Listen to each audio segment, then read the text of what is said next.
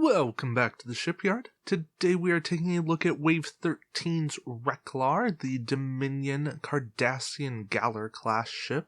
And on first look, it didn't really excite me, but this is a pack that's proven to be very valuable over time. Yes, Gul Madred, all that entails. But there's a lot of hidden potential in this pack. So, come along with me, let's explore the pack, and talk about the good cards in here that you might be missing a little bit. So to start off, the Reklar herself, 4144, good stat line, 26 points with evade target lock scan, 2 crew weapon tech. That's the slot outload that I want. The action bar isn't ideal, but the named ability here. Action. Place a battle station token beside your ship. Each time you defend this round, roll +1 defense die.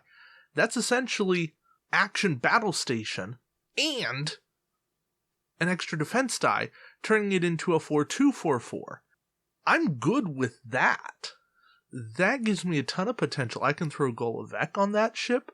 At worst, at best, I can do a whole lot more. 180 arc. 4 dice battle station. I'm okay with that. It's not a frontline cruiser, but there's enough stuff you can do to make it powerful.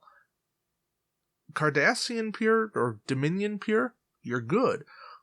Mixed faction, throw car on there. Now you got 5 dice with quality 180 arc and 8 durability. That's pretty good. Yeah, your maneuverability is not great. 2 and 3 turns are red, but there's nothing you can do there. At least you've got 4 green moves to help you out, and a 5 straight. Captains. We're going to start low to high. Gul Macet, skill 3, no talent, 2 points. If you damage an opponent's hull with a crit, you may search the damage deck for a power disruption. That's the give an ox token. Or a minor explosion. That's the roll a attack die. If you roll a hit, take an additional damage. That's okay. Very situational. Probably nothing I'm taking into a tournament, but campaign play, mission play, certain scenarios, and certainly big games, worthwhile captain to have just to see if it happens. You might want to put it on a ship that gives you more options to get crits. I'm thinking cross-faction, go into play with Drexer and Garen, that sort of thing. Anything that adds crits, Gul Macet would be cool, but there are still better captains that interact with giving crits. Still, she's nice for handing out Ox, especially if they're already Oxed. The double Ox really does hurt. Next up, Gul Macet, skill 4 with a talent slot, 3 points. When attacking a ship whose captain has a lower skill number than Gul Macet, gain +1 attack die against that ship. This is a huge ability. Yes, skill 4. Not a ton of captains go lower than skill 4. But when they do, Macet is there to pounce. Also, Gul Madred picks up on this. Macet can be enhanced. Put him on a mirror ship. Use Garrick. Now he's +3, skill 7. Add an admiral to him. That boosts him up 1 or 2. Those things will help his skill number. It's not just about skill 4. It's not his printed skill value. It's whatever skill he actually has. So you can do a lot to make him better and get that static extra attack die that just works. And that's the kind of ability I love. Situational, but when it works, it works. Now, Admiral Gul Madred or Captain Gul Madred. The Captain version is skill 7 with a talent slot 5 points. The Admiral version is +2 skill with a talent slot, also 5 points. The Captain and the Admiral work a little differently, though they have the same general effect. The Captain works like this. Target a ship at range 1 to 3. If the captain on the target ship has a lower skill number than Gul Madred, discard the ship's captain and Gul Madred. The admiral works for skill 6 or lower. So, as a captain, you can boost Gul Madred. Make him skill 9, 10, 12, 15, however high you can go. And then you can just kill a captain that's lower. The admiral, you're stuck at skill 6. Now, in both situations, if the captain on the target ship has a skill number equal or greater than Gul Madred, or skill 6 in the case of the admiral, that captain rolls 2 defense dice. If at least one battle station result is rolled, do not discard that ship's captain or Gul Madred. Otherwise, you do, and you kill the captain. Yes, you lose Gul Madred, but you, as the player, can bring an admiral if you're taking Captain Madred, or you're losing an admiral, but that's okay because you still have your captain.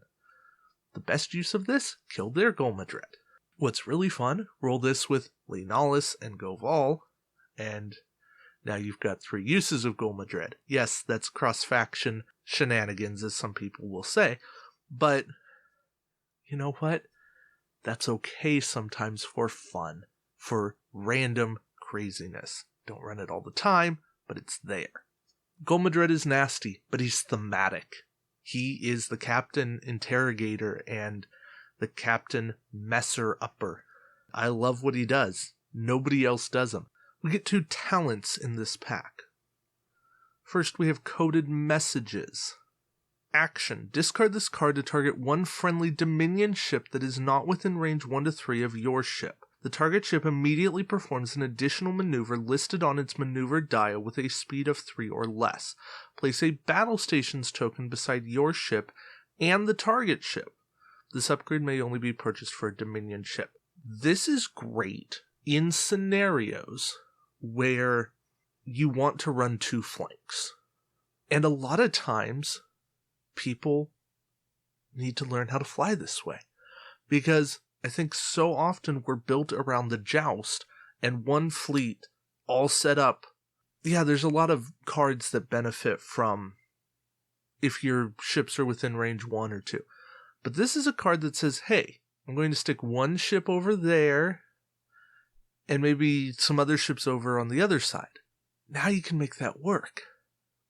This card can make your opponent act in different ways and have to fight a war on 2 fronts, and maybe it messes with them. Plus, you're getting a move and 2 battle station tokens in your fleet for 1 action. That's really good trade-off. Yeah, it's an expensive talent. Yes, it's only 1 use. But sometimes you're in a bad spot because of something like lure or faked messages. This can help get you back out of it. It's something to consider. The other talent is standard attack formation. 4 points. If your ship is within range 1 of 2 other friendly ships, when you initiate an attack against a ship that is in the forward firing arcs of all 3 ships, you may discard this card during the roll attack dice step to gain +2 attack dice for that attack. Lots of conditions, but you're getting 2 extra attack dice. I'm not sure that it's worth it in anything other than like a 200-point game, because you need a ton of ships on the board. You need 5, 6, 7 ships on your side, because if you're only running 3 ships, this is way too hard to pull off. You've got to do it early, because if you lose 1 ship, you're down to 2 and this will never happen. But if you have 7 ships, then you got a shot and you're okay. So I think this is one that's best reserved for those rare situations. I think it's good for what it does. It's reasonably pointed, but it doesn't have a role in tournaments, but I still like the effect. Next up, we have Korak. 2-point crew, unique. Action, increase your captain's skill number by 3 until the end phase. This can work for Gul Macet. I don't know that I want to spend an action doing that, but if I have to, at least I'm only paying 2 points to get this crew, and it's within Dominion. So I think this helps pure players more than anything, for somebody who plays mixed, it doesn't really excite me. This isn't an action I'd want to do all the time. This is one where I go, hey, I really need to shoot before you this round. And at that point, I don't know that it's worth 2 points for that rare situation. Because it may be that I bring this and jumping up 3 doesn't change the firing order at all. And I've wasted 2 points. But then again, it might save me. So, I don't know. And typically, if I don't know, I don't want to take the risk. Our other crew is Glentajor. 3 points. When attacking a ship at range 3, during the roll defense dice step, you may discard this card to force your opponent to roll 1 less defense die. So he's a 1-time scan token. It's not worth it for 3 points. And that's solely because of the range restriction. If it was to roll 2 less defense dice, I might consider it. But at that point, all you're doing is taking out the range bonus.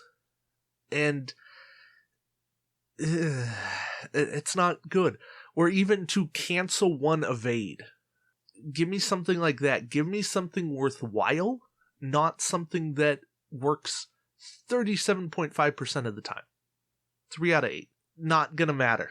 Definitely not worth 3 points. 1 point? Maybe. 3 points? No way. Alright, so the crew is a little bit of a letdown. But we get a tech. 4 point. Subspace Carrier Wave. Action. Discard this card to target a ship at range 3 and roll 4 attack dice. For each hit or crit result, disable 1 captain or crew upgrade of your choice on the target ship if possible. This is something that's becoming more important. So many ships depend on their captain and crew combos. The problem I have with this is threefold. Action, discard, range 3. If it wasn't all 3 of those, particularly the range 3, though I understand that from a thematic standpoint, but if it wasn't that, I could get on board. 4 points is so risky. I don't want to spend my action to have to do this. And to only get 1 shot at it with no quality. At least I get to pick what I disable. But there's no guarantee. I could go 0 for 4. And I've wasted 4 points and an action and this card. I never get to do it again. That's a problem. I feel like this should be roll 3 dice, and then you get 1 guaranteed. If you're going to spend 4 points in a discard, this needs to have guarantees. But it doesn't. So, it's a nice step, but it needs to do more. Still, it counters some of the big problems, like Colo, Core, Bashir, stuff like that, that's really causing problems. Alright, weapon. Yes, there's a weapon I want to talk about and that I saved for last. Aft Weapons Array. It's a 4 point. 4 attack die. Range 1 to 3.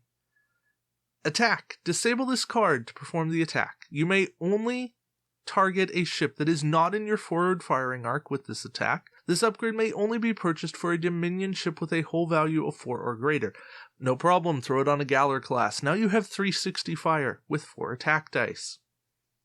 Cool. I would love to see a time token version of this card, because 360 fire should not take an action to re-enable.